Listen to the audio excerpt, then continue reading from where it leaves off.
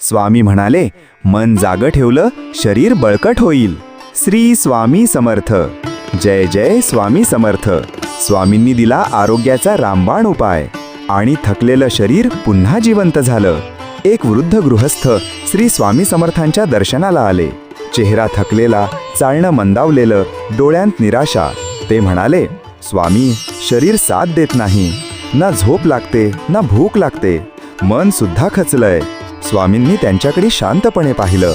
मग ते म्हणाले, सकाळी लवकर उठ. एक लहान कुंडा घेऊन त्यात तुळशीची 2 पानं टाक. पाणी भर आणि सूर्याकडे पाहत श्री स्वामी समर्थ असं मनात उच्चार करत अर्घ्य दे. गृहस्थांनी काही विचारलं नाही, फक्त मान डोलावली आणि स्वामींचं सांगणं पाळलं. काही दिवसांनी ते पुन्हा आले. चेहरा प्रसन्न, चालण्यात आत्मविश्वास. ते म्हणाले, स्वामी, औषध नाही घेतलं, पण रोज सूर्याला अर्घ्य देताना जाणवतं एक वेगळी ऊर्जा अंगात संचारते. आता झोप लागते, भूक लागते, मनात समाधान आहे.